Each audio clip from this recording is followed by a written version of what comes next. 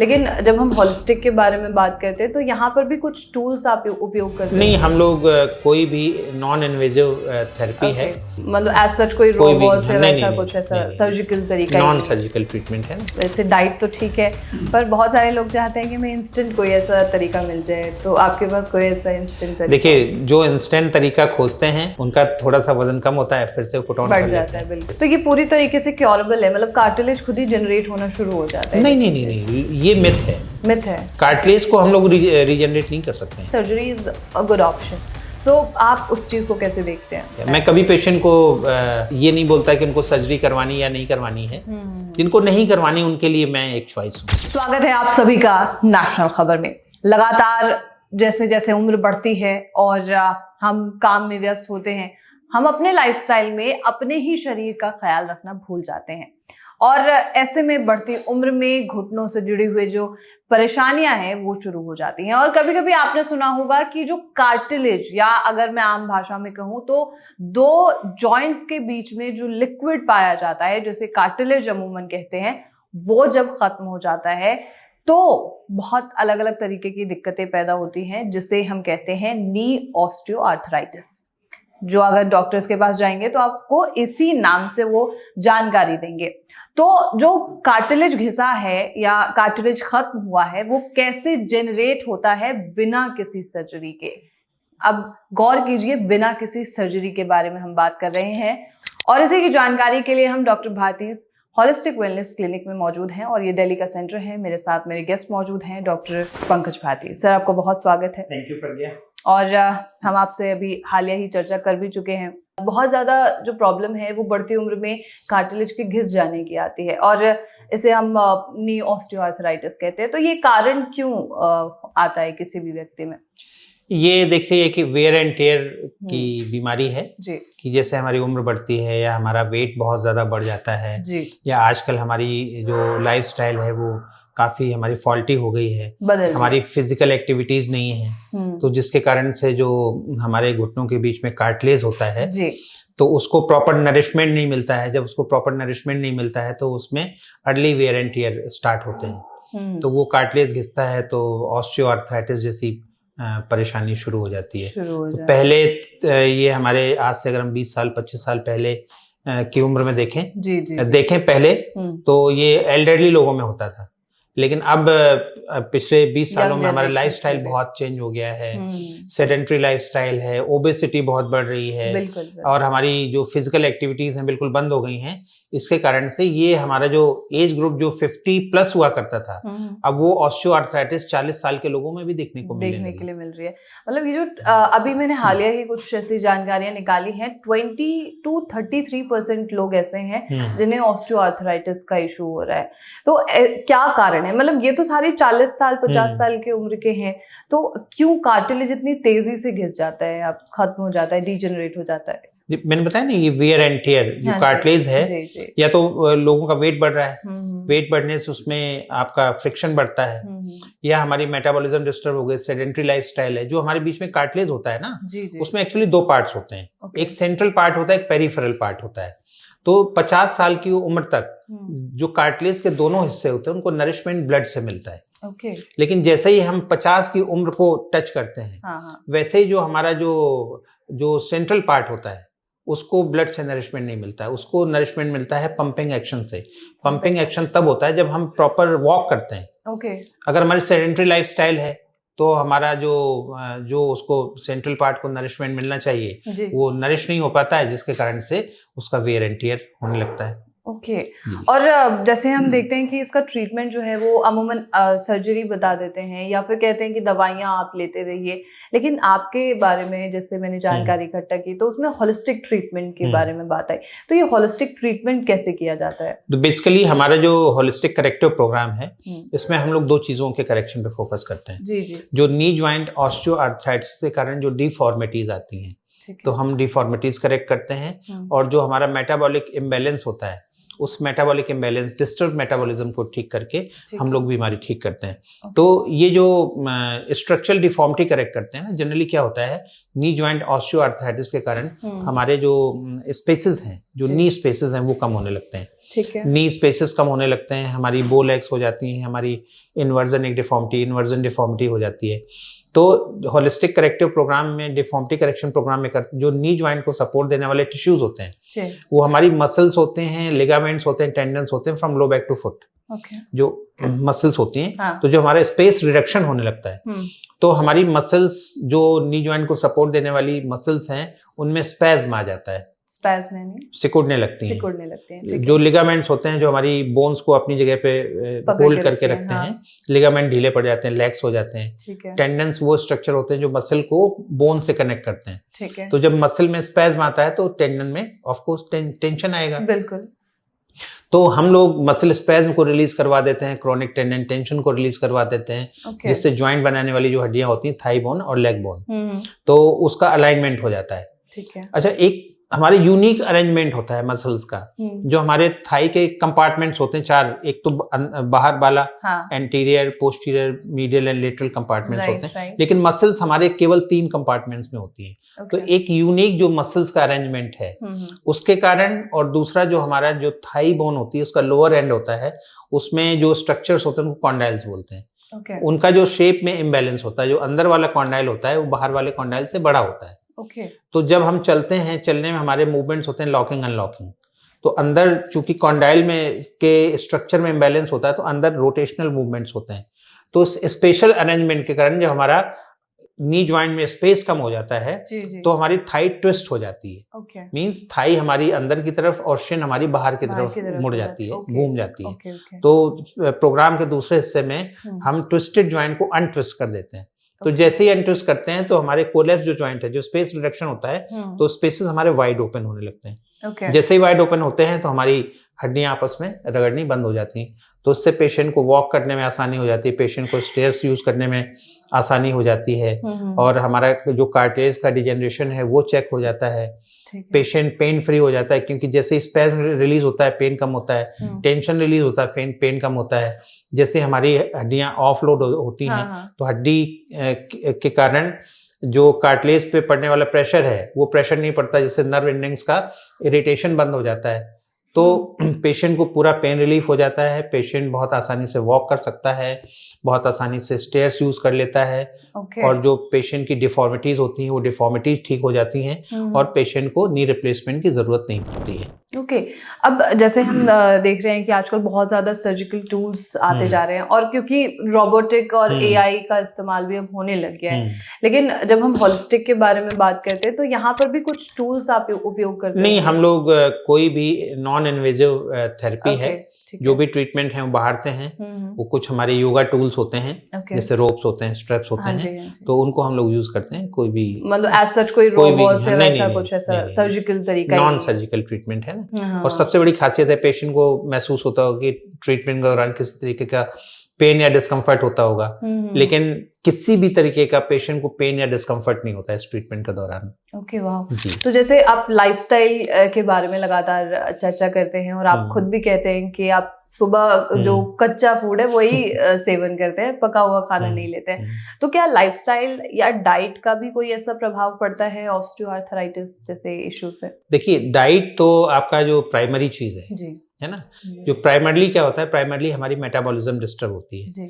Metabolism disturb होने के कारण भी हमारा कार्टिलेज डैमेज होना शुरू होता है। तो डाइट तो केवल नी जॉइंट ऑस्टियोआर्थराइटिस के लिए नहीं, बल्कि सारी बीमारियों के लिए। और अगर हम ऑस्टियोआर्थराइटिस के केस में कहें तो हमारे जो पेशेंट्स हैं, तो 90% केसेस ऐसे आते हैं जो ओबीज हैं, जो मोटापे का शिकार हैं। तो अगर उन पेशेंट्स को मोटापा है, तो अगर हम उनका मोटापा नहीं करेक्ट करेंगे तो हमारे घुटने ऑफलोड होने में, तो जो भी पेशेंट्स हमारे नी जॉइंट ऑस्टियोआर्थराइटिस के कारण आते हैं, तो उनका भी हम वजन कम करवाते हैं। तो उसमें डाइट का ऑब्वियस रोल होता है। तो वजन कम करने के लिए आप कोई तरीका बता सकते हैं? मतलब फास्ट हो, वैसे डाइट तो ठीक है, पर बहुत सारे लोग चाहते हैं कि मैं इंस्टेंट कोई ऐसा तरीका मिल जाए, तो आपके पास कोई ऐसा इंस्टेंट तरीका? देखिए, जो इंस्टेंट तरीका खोजते हैं उनका थोड़ा सा वजन कम होता है, फिर से पुट ऑन कर लेते हैं। बिल्कुल। तो अगर आपको स्थायी रूप से अपना वजन कम करना है तो आपको हेल्दी लाइफस्टाइल को सीखना पड़ेगा, ठीक है, इसके बाद उसको अडॉप्ट करना पड़ेगा। बिल्कुल। और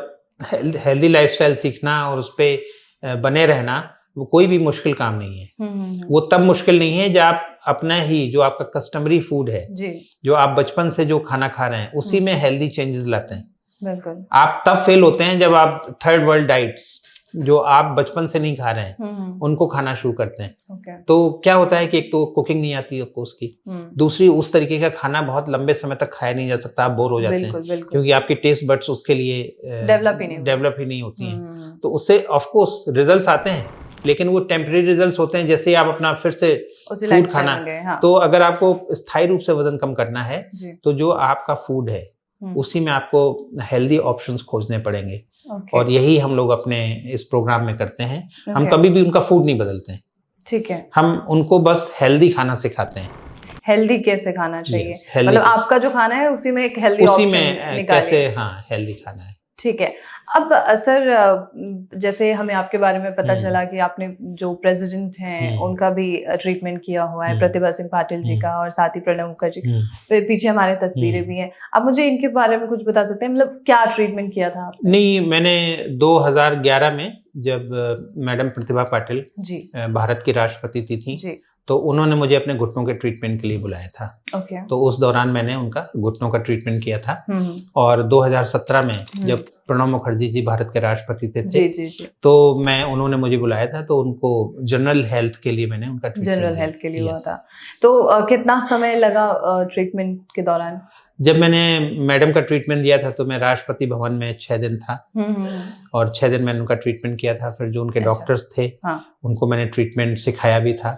तो उसके बाद फिर वो ट्रीटमेंट लेती रही थी। अब ये एक अलग ही क्वेश्चन था, लेकिन मैं मेरे टॉपिक पे अगर बात करूं तो कितना समय लगता है कि अगर कोई होलिस्टिक ट्रीटमेंट लेता है आपसे तो ऑस्टियोआर्थराइटिस? देखिए, ऑस्टियोआर्थराइटिस की अलग अलग स्टेजेस होती हैं, 1 2 3 4। जनरली जो मेरे पास पेशेंट्स आते हैं वो स्टेज 3 और 4 के आते हैं। ठीक है। तो ऐसे पेशेंट जो ओबीज नहीं हैं या जिनको अभी अर्ली स्टेज 3 ऑस्टियोआर्थराइटिस, उनको विद इन 6 डेज बहुत ही रिमार्केबल इम्प्रूवमेंट आने लगता है, पेन में, मोबिलिटी में, जनरल हेल्थ में। ठीक है। और जो बहुत ही क्रॉनिक हैं, जो बहुत ओबीज हैं या जिनके नी जॉइंट्स बिल्कुल कोलैप्स हो गए हैं, उनको मैं यहाँ पे 1 महीने ट्रीटमेंट देता हूँ। ट्रीटमेंट देने के बाद उनको उसी ट्रीटमेंट की ट्रेनिंग भी देता हूँ, क्योंकि 1 महीने में 100% रिजल्ट आना संभव नहीं होता है, बिल्कुल। तो इसके बाद फिर सीख के वो ट्रीटमेंट पेशेंट्स अपने घर पे करते रहते हैं। तो 3 महीने से लेके 4 महीने तक में उनको ऑप्टिमम रिजल्ट्स मिल जाते हैं। ओके, पेशेंट्स का यहाँ पर आना जरूरी है, मतलब ऑन योर क्लिनिक, आपके क्लिनिक जहाँ है? देखिए, नी जॉइंट ऑस्टियोआर्थराइटिस के ट्रीटमेंट के लिए कुछ दिन यहाँ आना जरूरी है। ओके, ठीक है। जो पेशेंट्स बाहर के हैं, जो दिल्ली के नहीं है, जहाँ पे हमारे सेंटर्स हैं वहाँ के नहीं है, हाँ जी, तो जनरली लोग 6 दिन के लिए आते हैं। ओके। तो 6 डेज में आते हैं, तो उनको मैं सुबह शाम ट्रीटमेंट देता हूँ। बीच में एक सेशन ट्रेनिंग का भी होता है, ओके। तो उसमें उनको ट्रेनिंग देता हूँ, तो 6 दिन में वो ट्रेन हो जाते हैं। फिर वापस अपने घर पे जाके ट्रीटमेंट लेते रहते हैं। लेकिन जो लोकल पेशेंट्स हैं वो यहाँ आना प्रेफर करते हैं। ओके। तो अगर यहाँ आते हैं तो उनको यहाँ पे भी ट्रीटमेंट मिल सकता है। यस। तो ये पूरी तरीके से क्योरेबल है, मतलब कार्टिलेज खुद ही जनरेट होना शुरू हो जाता है? नहीं, ये मिथ है। कार्टिलेज को हम लोग रीजनरेट नहीं कर सकते हैं। एक बार जो कार्टिलेज डेड हो गया, डिजनरेट हो गया, वो रीजनरेट नहीं होगा। हम लोग मैकेनिकल करेक्शन करते हैं। मतलब जो अलाइनमेंट डिस्टर्ब हो गया थाई और वो अलाइनमेंट ठीक करते हैं। जो ज्वाइंट हमारा ट्विस्ट हो गया उसको अनट्विस्ट करते हैं। इसके बाद जब बैलेंस हो जाता है ज्वाइंट का, तो हम मसल स्ट्रेंथनिंग करवा देते हैं। ठीक है ना। तो जिसके कारण से वो घुटना पेन फ्री हो जाता है, मोबिलिटी रीस्टेब्लिश हो जाती है और फर्दर उसका डीजेनरेशन चेक हो जाता है। ओके। और अगर मैं सर्जरी के बारे में बात करूं तो आप सर्जरी को कितना सपोर्ट करते हैं? क्योंकि जैसे मैंने और कुछ डॉक्टर्स और एक्सपर्ट से जैसे बात की तो उन्होंने कहा कि surgery is a good option. So आप उस चीज को कैसे देखते हैं? पेशेंट की चॉइस है। पेशेंट की चॉइस पर मैं देखिए, सर्जरी एक ट्रीटमेंट है जी, है ना। जो लोग सर्जरी में जाना चाहते हैं वो सर्जरी में जाते हैं, और जिनको सर्जरी नहीं करवानी होती है वो non invasive non surgical treatment देख रहे होते हैं, और साथ में उनको अपनी क्वालिटी ऑफ लाइफ इंप्रूव करनी होती है। बिल्कुल। तो ये हमारा होलिस्टिक करेक्टिव प्रोग्राम एक उनके लिए अच्छा ऑप्शन होता है। अच्छा ऑप्शन हो सकता है। मैं कभी पेशेंट को ये नहीं बोलता कि उनको सर्जरी करवानी या नहीं करवानी है। जिनको नहीं करवानी उनके लिए मैं एक चॉइस हूँ। ओके, मतलब एक अल्टरनेटिव वो आपको पा सकते हैं। और मेरा आखिरी सवाल सर आपसे और होगा कि कुछ ऐसे पेशेंट्स होते हैं जिन्हें हम ट्रीट करते हैं और वो ट्रीटमेंट के दौरान ऐसा होता है कि वो पेशेंट ना फील होकर हमें एक फैमिली मेंबर के तौर पे लगते हैं, तो कोई ऐसी सक्सेस स्टोरी जो आप शेयर करना चाहें? हमारे पास ऐसी हजारों की संख्या में सक्सेस स्टोरीज हैं, क्योंकि पेशेंट्स हमारे पास एक आशा की किरण लेके आते हैं, बिल्कुल ठीक है, और उनको उम्मीद होती है कि वो हमारे पास आएंगे, वो निश्चित रूप से उनको लाभ होगा। दूसरा, कभी भी हमारे हॉस्पिटल में उनको एक हॉस्पिटल का फील नहीं आता है, क्योंकि हम लोग यहाँ पे हॉस्पिटल जैसी कोई एक्टिविटी नहीं होती। We go for deformity correction, we recommend healthy diet, we correct metabolism, और एक पेशेंट के साथ एक बहुत अच्छा बॉन्ड स्टैब्लिश हो जाता है। बिल्कुल। इसके बाद जब पेशेंट को आराम मिलना शुरू हो जाता है तो वैसे ही वो ऑब्लाइज फील करता है। बिल्कुल। ठीक है। दूसरा, हमारे पास बहुत अच्छे पेशेंट्स आते हैं, हाईली एजुकेटेड पेशेंट्स आते हैं, और यहाँ का माहौल अच्छा है, तो एक बहुत अच्छा उनके साथ बॉन्ड स्टैब्लिश हो जाता है। और आज की डेट में जो भी हमारे इतने सारे सेंटर्स हैं वो चल ही ऐसे रहे, पेशेंट के साथ बॉन्ड होता है, उनको उनकी उम्मीद से ज्यादा रिजल्ट्स मिलते हैं। तो एक पेशेंट से 10 पेशेंट आते हैं, 10 से 100 पेशेंट्स आते हैं। तो जो हमारे क्लिनिक्स चलते हैं वो वर्ड ऑफ माउथ पब्लिसिटी से चलते हैं। और आप हमसे आप इंफॉर्मेशन मुझसे कलेक्ट कर रही हैं, आपके माध्यम से एक बड़े लेवल पे मीडिया के माध्यम से, एक डिजिटल प्लेटफॉर्म के माध्यम से ये इन्फॉर्मेशन लोगों को जा रही है, तो उससे भी पेशेंट्स को हमारे बारे में जानकारी मिलती है और हमसे वो संपर्क करते हैं। ओके, बस एक मेरा और सवाल होगा कि डॉक्टर भारतीज क्लिनिक जो है, इसका रिजल्ट क्या है? अगर कोई ट्रीटमेंट लेता है तो सक्सेस रेट या रिजल्ट क्या हो सकता है? देखिए, मैं ऐसे कहूंगा इसको कि जैसे आप एक योगा क्लास में जाते हैं तो शरीर फ्लेक्सिबल बनता है, बिल्कुल, ठीक है, मसल्स आपकी मजबूत बनती हैं, आपकी फ्लेक्सिबिलिटी बढ़ती है, बॉडी का हेल्थ इंप्रूव। उसी तरीके से जो डिफॉर्मिटी करेक्शन प्रोग्राम है ना, ये deformity correction is the rule. Okay, ये तभी काम नहीं करेगा जब पेशेंट उसको फॉलो नहीं करेगा। बिल्कुल, ठीक है ना। अगर पेशेंट उसको बहुत डिसिप्लिन से, शिद्दत से फॉलो करते हैं तो रिजल्ट आना तो एक रूल है, रिजल्ट आएगा, बिल्कुल 100% रिजल्ट आएगा। और कई बार पेशेंट्स ऐसे आते हैं कि जो बिल्कुल कहते हैं कि इन पेशेंट्स में कुछ नहीं हो सकता है, उन पेशेंट्स में भी बहुत अच्छे रिजल्ट्स आते हैं। हर तरफ डॉक्टर्स हार चुके होते हैं, बट उनके रिजल्ट्स हैं यहाँ पर। Results. Okay, thank you so much sir, बहुत शुक्रिया आपका खास जानकारी के लिए। तो ये थी पूरी रिपोर्ट। और ऑस्टियोआर्थराइटिस जैसे नाम सुन रहे हैं आप लगातार, और किसी डॉक्टर के पास भी जाते हैं, और अगर वो आपको एक सर्जरी ही विकल्प बताता है तो आप अपने ही खास डॉक्टर से वो सारी जानकारियां ले सकते हैं, सवाल पूछ सकते हैं कि क्या कोई ऐसा तरीका है कि बिना सर्जरी के मेरा इलाज किया जा सकता हो, या मेरे जो कार्टिलेज हैं उन्हें, या ऑस्टियोआर्थराइटिस से मुझे निजात मिल सकता हो। ऐसे तमाम सवाल आपके मन में अभी होंगे, मुझे ये जानकारी है। तो आप अपने सवाल हमें कमेंट बॉक्स में जरूर लिखिए, और ऐसे तमाम खबरों के लिए आप नेशनल खबर के साथ बने रहिए।